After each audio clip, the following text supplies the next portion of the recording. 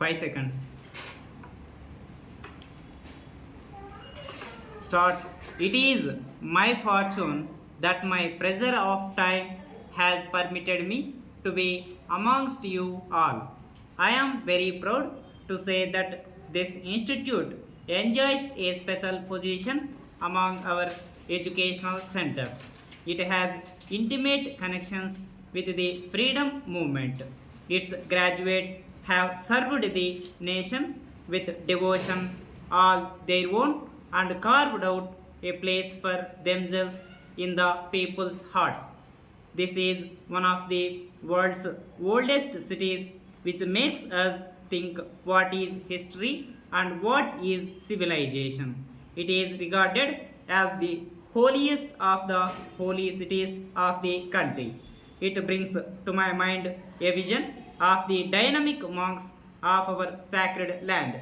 One of them was a weaver by profession who, in this home of brocades, taught us that the fabric of India has strands of more than one religion and that gods are woven into the prayers of our people. It also brings to my mind the very fact that the first college of modern education was founded here. I am reminded of a famous social reformer who had come here to study our ancient scriptures in their purity, but he became convinced that this nation could not live by its traditional knowledge alone. It is this realization which made him the first of the moderns. As I contemplate the history of this place, some more faces come before me, and each of them was in a way complementary to the other. One of them proclaimed that man cannot live by modern knowledge alone, but needed the wisdom that had been discovered and bequeathed by the ancient sages. By a remarkable historical coincidence, the very first gathering of these leading lights of this university heard some plain speaking from the father of the nation who had just come back from South Africa. His spectacular achievements there had been hailed, but few realized them that he was to play the same role on the much vaster stage of India. He was still an unknown quantity in India, and so when he spoke of our social responsibility and especially our duty not to display wealth, it caused much resentment. Some were very uncomfortable, but within a year or two, the country was to find itself dominated by this intruder who challenged us to look around and identify ourselves with the poorest and the most oppressed, who told us that if only the people of India listened to the still small voice within them, they could simply defy the might of empire. It is out of this awareness of our social responsibility and out of this sense of challenge that this center of learning was born nearly 50 years ago. Its aim was to mold and fashion a new type of Indian. It is appropriate that we should take stock of the social scene of our day and also examine to what extent we have succeeded in molding the new kind of Indian. I had occasion recently to tell a gathering of scientists that there need be no conflict between the Indian man and the modern man, nor indeed the universal man.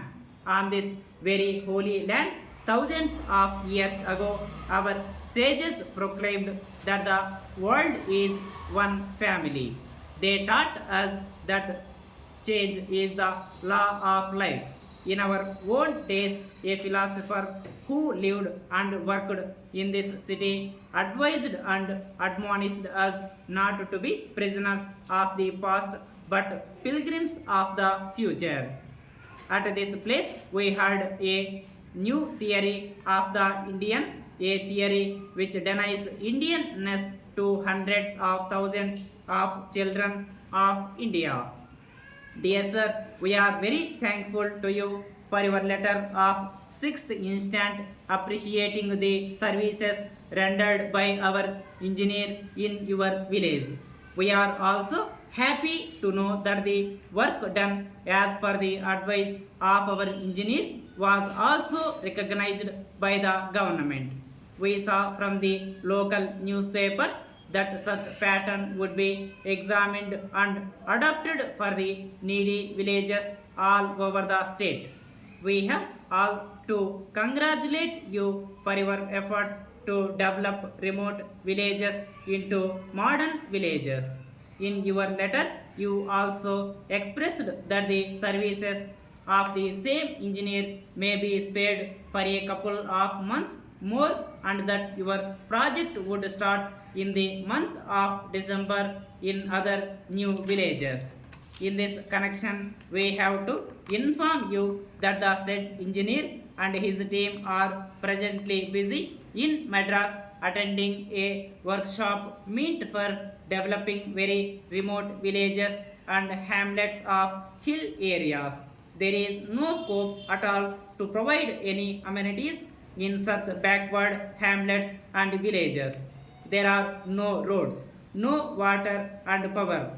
As such, our team has to do some groundwork there and give proposals for certain schemes which are feasible, keeping in view the interests of the government to uplift the poorest and the weakest. As such, we have to inform you that it will not be possible for us to agree with your request for deputing the said team. Yours sincerely, consultant